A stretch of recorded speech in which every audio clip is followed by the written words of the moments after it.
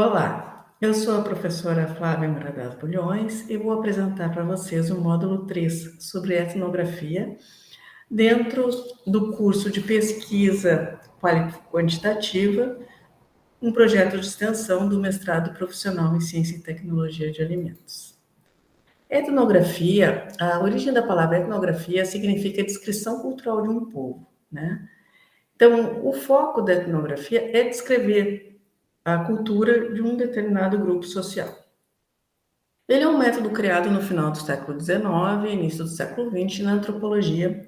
Inicialmente, o foco dos estudos etnográficos eram populações indígenas. Mas, atualmente, se ampliou para vários outros grupos sociais e o principal foco é o estudo aprofundado da cultura e comportamento de grupos sociais, com ênfase na análise das interações entre as pessoas e suas práticas. Etnografia, então, toda e qualquer etnografia é um estudo aprofundado, contínuo, baseado na interação e observação direta de grupos sociais. Um dos principais autores clássicos e relacionados à etnografia é o Franz Boas, que viveu de 1858 a 1942, e ele desenvolveu a observação participante, a partir de estudos com o povo inuit e com indígenas norte-americanos na costa noroeste. Então, aqui ao lado é um livro que mostra ele com as roupas, né, inuits. Por quê? Porque é característico da etnografia conviver e participar das atividades do grupo com o qual a gente está desenvolvendo a pesquisa. Então, é muito importante essa interação e essa observação direta. Outro autor muito citado em etnografia é o Malinowski, que era um pesquisador polonês, que viveu com habitantes do arquipélago de Trobriand, na Melanésia, no Pacífico Ocidental. Ele é considerado o criador do método etnográfico, então ele passou 4 anos convivendo com essa população, com esse grupo, né, morando nas casas que eles moravam, interagindo com eles e relatando todos os detalhes da vida deles, gerando um livro que é o Argonautas do Pacífico Ocidental, das obras mais conhecidas dele, esse aqui, né? Então, ele é um trabalho bem interessante, bem aprofundado, e marca o início da etnografia. Por quê? Porque antes, os relatos dos grupos sociais diferenciados em relação aos europeus eram feitos baseados em relatos de viajantes, em relatos religiosos, sem um rigor, uma análise científica. Malinowski, então, resolve ir até essas comunidades e registrar detalhadamente todas as atividades, para que se possa compreender realmente a cultura a partir do olhar deste grupo que está participando da pesquisa. Então, essa é uma frase famosa atribuída a ele, né? Que o objetivo final é aprender do ponto de vista do nativo sua relação com a vida para compreender sua visão do seu mundo. O que isso significa? Que é importante se colocar na posição do outro, no sentido do olhar dele, compreender a visão de mundo daquele grupo social com o qual a gente está trabalhando. Se aplica para vários assuntos. Aqui, no caso, eu trouxe, por ser um curso ligado ao mestrado em Ciência e Tecnologia de Alimentos, trouxe exemplos de etnografia aplicadas em pesquisas na área de alimentação. Então, desde livros sobre a doce cosmologia Mbiá-Guarani, até práticas alimentares e identidades escolares dentro de um evento, né, colóquios em saúde, na Bahia. Também trouxe artigos para vocês verem como varia o uso da etnografia, né? Então, pode ser usada a etnografia em estudos de alimentação e atividade física e também em estudos sobre o comportamento das elites à mesa, um estudo sobre gastronomia.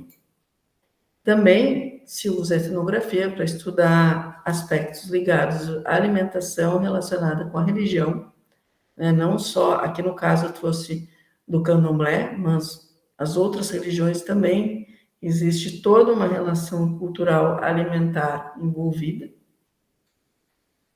Também se pode usar a etnografia para estudar os próprios pesquisadores. Aqui eu trago um exemplo de um artigo publicado, que são notas etnográficas dos diálogos entre pesquisadores em tempos de pandemia, nos bastidores de um webinário da agrosociobiodiversidade. Então, mostrando que a etnografia pode ser aplicada em qualquer grupo, inclusive em grupos de pesquisadores. Bom, mas o assunto nosso é sobre questões metodológicas e etnografia. Essa foto aqui mostra uma pessoa que está fazendo uma pesquisa etnográfica filmando pessoas trabalhando em uma cozinha. Eu trouxe essa foto para chamar a atenção de uma das formas de registro mais importantes da etnografia, que é a fotografia e o vídeo. Mas nós vamos ver isso de novo mais adiante. A etnografia como método, ela tem alguns princípios, né? A primeira é que tem que ter uma pesquisa de campo. E essa pesquisa de campo deve ser conduzida no local em que as pessoas convivem e socializam. Além disso, a etnografia é uma pesquisa multifatorial. Ela é conduzida pelo uso de 2 ou mais técnicas de coleta de dados. Normalmente se usa, no mínimo, anotações, entrevistas, fotos, vídeos e gravações.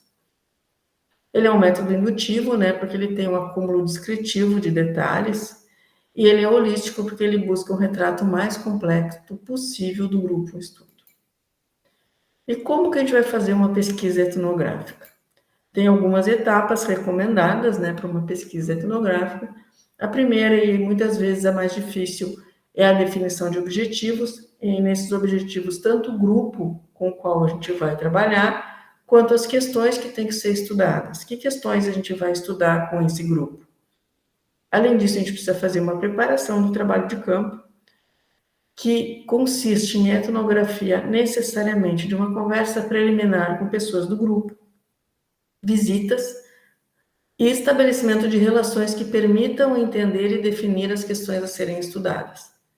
Normalmente, a etnografia, a gente não chega com questões fechadas antes de conhecer o grupo. Depois se faz o trabalho de campo e a análise de dados obtidos e a elaboração de texto e apresentação é padrão para qualquer pesquisa, né? Bom, definir os objetivos é uma das etapas mais difíceis. Escolher qual grupo participará da pesquisa e quais aspectos serão estudados sempre é um momento complicado. Além de definir os aspectos a serem estudados, eu tenho que definir quais questões vão ser abordadas por esse grupo e os subtemas e relações que podem aparecer, né? Ficando aberto ainda a possibilidade de aparecer novos subtemas e novas relações. Comece com uma conversa com o grupo com o qual se pretende trabalhar, né? É importantíssima essa etapa para entender melhor tanto o tamanho do grupo como suas características.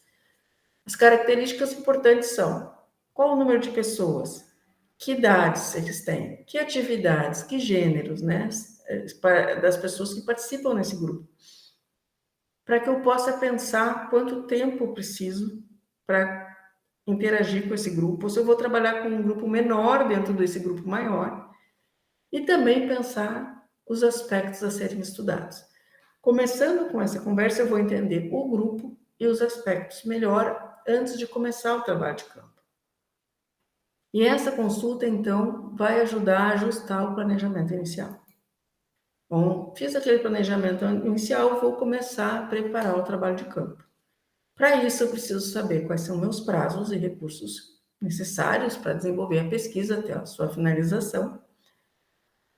Qual é a diversidade do grupo, para que eu pense se eu vou trabalhar com uma amostra do grupo ou se eu vou trabalhar com todo o grupo. Né? Qual a diversidade interna tem nesse grupo, né? Questões de gênero, de idade, de posicionamento no grupo, de papéis, tudo isso tem que ser levado em conta. As técnicas de pesquisa serem utilizadas têm que ser definidas antes da gente ir para o campo, até para ver se eu preciso levar equipamentos ou não.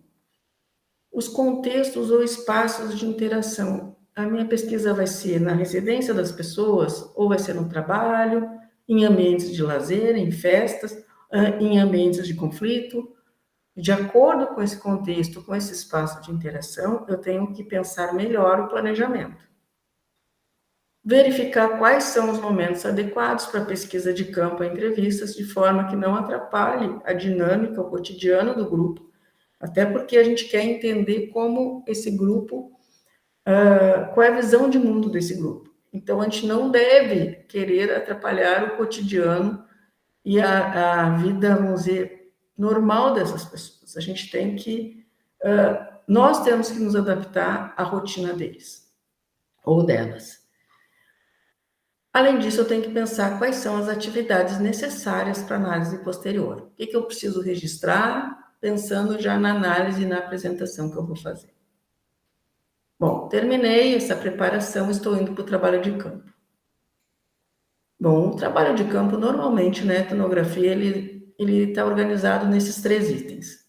Uma observação participante, então, conviver com o grupo participando de suas atividades. Aqui nessa foto, a gente tem uma pesquisadora utilizando a pintura típica dos indígenas Cadiveiro. Depois disso, além disso, a gente prevê entrevistas, que podem ser narrativas ou em profundidade, e os registros, né? Usar anotações, caderno, diário de campo, gravações, vídeos, fotos, desenho, gravuras, tudo que servir para que eu possa registrar com múltiplas técnicas de coleta de dados as informações que eu vou coletar na minha pesquisa. A observação participante é a técnica típica da etnografia, né? A técnica que caracteriza a etnografia. O etnógrafo precisa participar efetivamente das atividades das pessoas estudadas, fazer uma coleta minuciosa dos dados, dominar o conhecimento interno do grupo, deixar de ser um estranho para esse grupo. Como vocês vão participar das atividades das pessoas, a gente começa a deixar de ser um estranho, para poder compreender melhor a visão de mundo dessas pessoas, que é o objetivo da etnografia.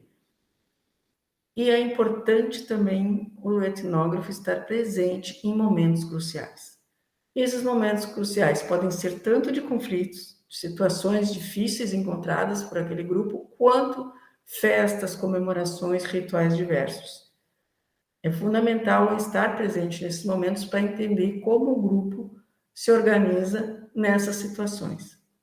E assim a gente vai entender melhor a visão de mundo dessas pessoas.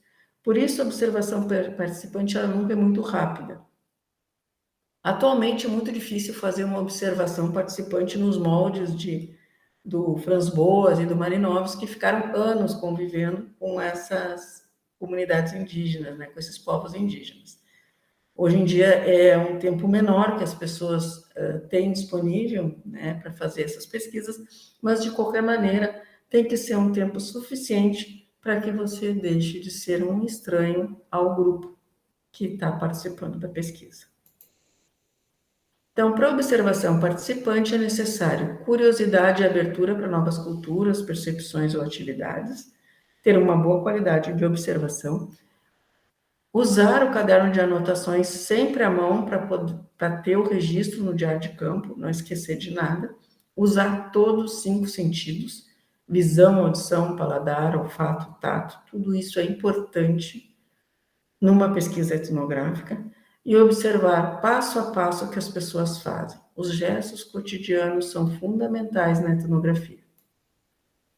Além disso, se faz uma coleta de dados discursivos, que são as falas escritas no campo de pesquisa, que podem ser gêneros discursivos espontâneos, que são aquelas conversas, as falas e as escritas típicas do grupo, né, específicas daquele grupo, conversas informais, enfim, o que o grupo faz e fala, escreve, compõe, enfim. São gêneros discursivos espontâneos daquele grupo. Já o gênero discursivo induzido é aquele onde há a participação do pesquisador ou da pesquisadora. Nesse caso, pode ser desde conversas informais do pesquisador com as pessoas do grupo, ou entrevistas aprofundadas com perfil diversificado de pessoas. Todos esses casos são um gênero discursivo induzido. Bom, e para a gente fazer uma boa entrevista, a gente tem que estar preparado, né, sobre o tema e sobre a pessoa a ser entrevistada, para fazer perguntas adequadas para aquela pessoa, tentar deixar a pessoa à vontade, pedir exemplos concretos ou histórias detalhadas, né, de situações vivenciadas por aquela pessoa no grupo. E é importante praticar a escuta atenta, atenção às pausas e aos movimentos sutis da pessoa entrevistada. para verificar se ela está à vontade, se ela está se sentindo constrangida, se aquele tema lhe remete a aspectos emotivos de tristeza ou de alegria, tudo isso é importante perceber. Além disso, existem algumas técnicas recomendadas. Uma é intercalar perguntas mais amplas com perguntas que pedem um detalhamento maior em pontos de maior interesse na narrativa do entrevistado ou da entrevistada. Então, a gente pode fazer perguntas mais amplas e, em alguns momentos, detalhar sobre assuntos que têm um maior interesse. Pode-se usar suporte visual, que pode ser um mapa, um desenho, uma foto, se for necessário, dependendo do caso, dependendo da entrevista. Caminhadas explicativas funcionam bem também, que é acompanhar a pessoa em uma caminhada por um local que está relacionada com a vida ou trabalho dela e ir entrevistando essa pessoa, ir conversando com essa pessoa ao longo dessa caminhada e registrando essa conversa, né, através de gravação ou vídeo, enfim, e cuidar com a linguagem utilizada, né, para evitar constrangimentos, situações que criem algum tipo de constrangimento para o entrevistado ou para a entrevistada. Lembre-se sempre que as entrevistas devem vir depois de um contato inicial, ou seja, a pessoa já deve saber quem é o pesquisador ou a pesquisadora, porque você já deve ter começado a observação participante, ter feito antes ainda aquelas conversas iniciais, de forma que a pessoa se sinta mais à vontade e que o pesquisador ou a pesquisadora não seja visto como um completo estranho. Lógico que não vai ser visto como um membro do grupo, mas vai ser visto como uma pessoa conhecida. Então, isso é importante. A entrevista, a etnografia não começa pela entrevista. A entrevista, normalmente, é uma etapa subsequente à observação participante.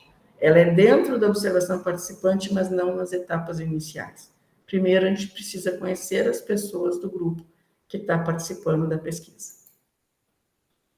Bom, as etapas de uma entrevista, de modo geral, não só de uma entrevista etnográfica, são a saudação e perguntas amigáveis para deixar a pessoa entrevistada à vontade, apresentar suas explicações sobre o projeto de pesquisa, como será a entrevista, tempo previsto, se ela vai ser gravada, filmada, fotografada, enfim, para a pessoa entender bem como vai ser a entrevista, inclusive apresentar para ela o termo de consentimento, o livro esclarecido e todos os cuidados éticos que tem que ter numa entrevista. Depois, normalmente, a entrevista ela começa com perguntas mais descritivas, em que o entrevistado vai descrever situações, enfim, mais narrativa também, que vai narrar coisas que aconteceram. E depois se pode fazer também perguntas mais estruturais e de contraste, talvez não para todos os entrevistados, mas é uma possibilidade sempre nas entrevistas ter perguntas também mais estruturais e de contraste. E no final, um agradecimento e uma finalização. Bom, eu já comecei a minha observação participante, fiz entrevistas, como é que eu registro isso tudo? Né? Como se faz o registro de uma etnografia? Já que a etnografia tem um acúmulo muito grande de detalhes. É fundamental a gente ter um diário de campo. O diário de campo, ele deve ser, as anotações de diário de campo devem ser feitas no mesmo dia. Não espere, porque você pode esquecer algum detalhe, e os detalhes são fundamentais na etnografia. No máximo, deixe para o dia seguinte, porque senão você vai esquecer um detalhe. Relembre as cenas com detalhes, densidade, olhar de dentro, ou seja, olhar a partir daquele grupo. Faça uma lista de tópicos importantes que se destacaram naquele dia. E, normalmente, o registro diário de campo tem dois tipos de escrita. Uma mais descritiva, onde você retrata o mais próximo possível que aconteceu, sem sua opinião pessoal, vai retratando tudo o que aconteceu, e depois, junto, né, nesse registro, você faz a escrita interpretativa, que é dar sentido àquilo que você viu e sentiu em campo. Daí sim é a sua opinião, é a sua percepção.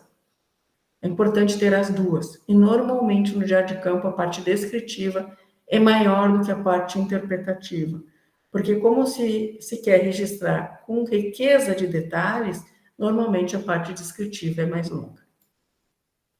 Além disso, se faz registros audiovisuais, como já falei, né? Se usa muito vídeo, muita foto, desenho, mapas, gravações em etnografia. Porque a gente tem que registrar todos os detalhes e muitas vezes a gente não consegue gravar tudo na cabeça para anotar depois. Então, o que a gente puder gravar, registrar com fotos, com outras formas de registro, enriquece o detalhe que a gente vai precisar analisar depois.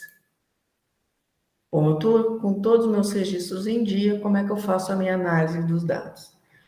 A gente tem que fazer a transcrição dos dados das entrevistas, fazer uma análise de conteúdo. Nessa etapa também se faz uma codificação, que é classificar as categorias temáticas, né? Ou seja, os temas que me interessam, pensando na pesquisa que eu vou desenvolver, no trabalho que eu estou desenvolvendo, e eu vou destacar nos dados onde aqueles temas aparecem. Pode-se, inclusive, usar cores diferentes de marcação do texto. Vamos supor que eu tenho um assunto, um objetivo da pesquisa, um assunto que me interessa, um tema que me interessa. Eu tenho 4, 5 temas que me interessam. Quando aparece um determinado tema na entrevista, eu uso uma cor amarela, aparece o outro tema, eu uso a cor azul, de forma que eu acho fácil depois, nessa transcrição dos dados, onde estão os trechos que me chamaram a atenção.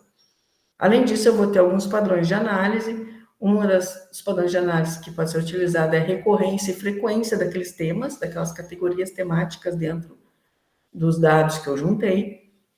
Como variam esses padrões, como varia os temas dentro do grupo, né, de acordo com os entrevistados e com as observações. Se há covariação, se 2 fatores distintos são relacionados, também posso utilizar isso no meu padrão de análise. Também eu vou fazer uma interpretação baseada em revisão bibliográfica. Esse resultado é similar ou diferente de outros casos?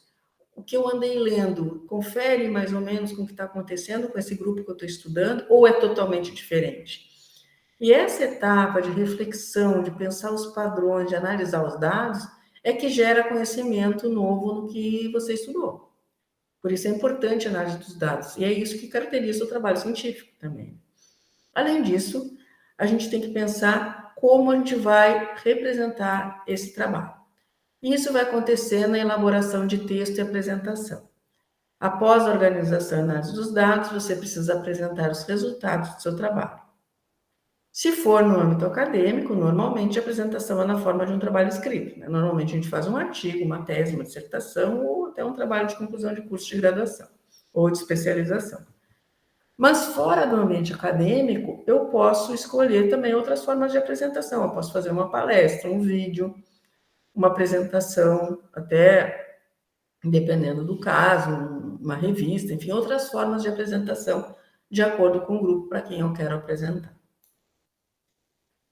Além disso, em etnografia, os aspectos éticos são fundamentais, porque a pesquisa etnográfica envolve acesso à vida das pessoas, à cultura das pessoas. É preciso um termo de consentimento livre informado, ou também um termo de consentimento livre esclarecido, também é chamado assim. É preciso pensar redução de riscos, né? Evitar situações que possam gerar algum tipo de risco aos participantes da pesquisa.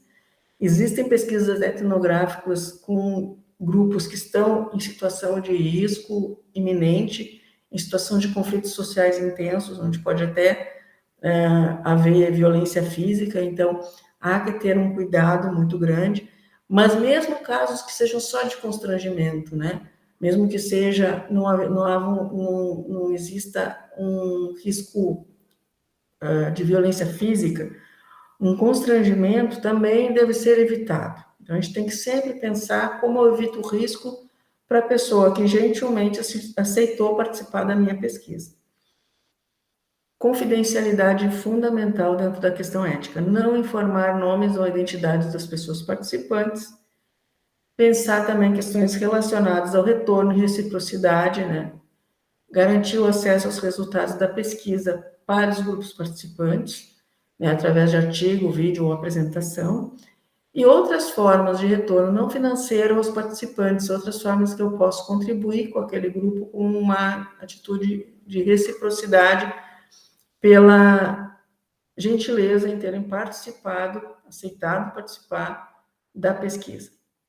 Em várias universidades, como a UERGS, a pesquisa deve ser encaminhada ao Comitê de Ética em Pesquisa antes da sua realização. Eu trouxe aqui, vou apresentar para vocês um trabalho como exemplo. Eu vou trocar agora a apresentação, vou compartilhar a tela do artigo. Tá? Então, esse artigo, fim da linha Etnografia da Alimentação de Idosos Institucionalizados, reflexões a partir das contribuições metodológicas de Malinowski, é um estudo que eu trago porque ele abordou vários aspectos que a gente viu sobre a etnografia, né? Então, ele está fazendo uma investigação etnográfica que visa apreender a significação da alimentação para idosos institucionalizados. Lembre que Malinowski ele diz que a função da etnografia é aprender a significação para aquele grupo. Então, entender como os idosos institucionalizados percebem a significação da alimentação. Para isso, os autores utilizaram as técnicas de observação participante e entrevistas semi-estruturadas, que também foram citadas aqui na nossa aula. Bom, aqui vai vindo o trabalho, destaquei alguns pontos para chamar a atenção de vocês.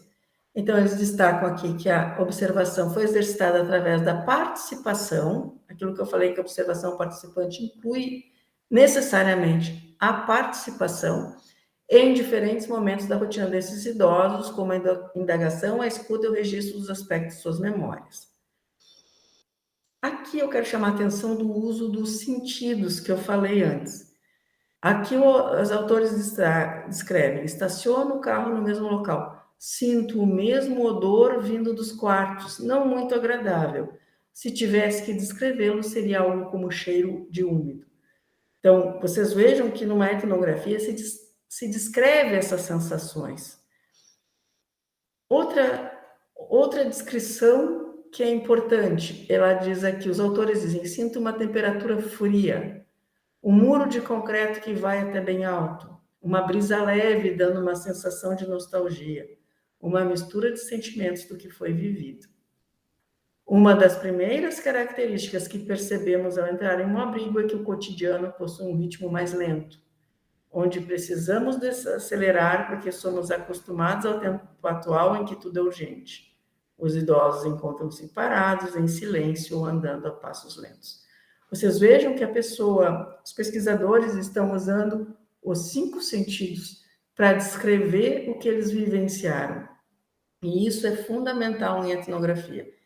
Descrever tudo que se vivencia. Aqui também eles destacam que entendemos a importância dos detalhes para a realização de uma síntese dos indícios importantes para construir o esquema da instituição. Novamente aqui destacando aspectos que a gente viu antes nos slides sobre a importância dos detalhes na etnografia. Aqui eu destaco também que os autores falam? Podemos perceber que esses idosos, principalmente as mulheres, perderam o direito de fazer comida, uma forma de expressão da identidade. Então, aqui já é a análise deles dos dados, né? Além disso, nas instituições estudadas, os idosos só podem comer o que é disponibilizado pelas mãos das autoridades locais, sem qualquer possibilidade de escolha, tipo de preparação, hora da refeição por parte dos abrigados. O que vem de fora é rigorosamente controlado. Então, nesse caso, os autores estão destacando aspectos que eles perceberam, né? Eles perceberam através da observação participante. E eles também descrevem trechos de entrevistas, que é outra característica da etnografia. Geralmente tem trechos da entrevista para trazer o ponto de vista, o olhar do grupo pesquisado, né? E aqui outros aspectos da sensação, dos sentidos do pesquisador. Ao chegar ao primeiro abrigo, tive a sensação de que as idosas eram bem cuidados, mas o silêncio e a ociosidade se revelavam assustadoramente, né? Então, essa característica da etnografia aparece muito claramente aqui nesse texto. E, com isso, eu só vou passar aqui que eu destaquei aqui um trecho de entrevista, né? Mas o que eu queria chamar a atenção de vocês nesse trabalho, já estou terminando, é que há essa descrição detalhada de como vivem essas pessoas numa instituição. Essa é a forma característica da etnografia, né? Onde ela descreve e a gente consegue se colocar a gente consegue entender a partir do ponto de vista daquele grupo que está sendo pesquisado, mas é lógico que tem uma análise das pesquisadoras ou dos pesquisadores sobre o que eles vivenciaram, o que eles perceberam. Então, com isso, eu concluo a apresentação sobre a etnografia. Agradeço a atenção de vocês. Muito obrigada.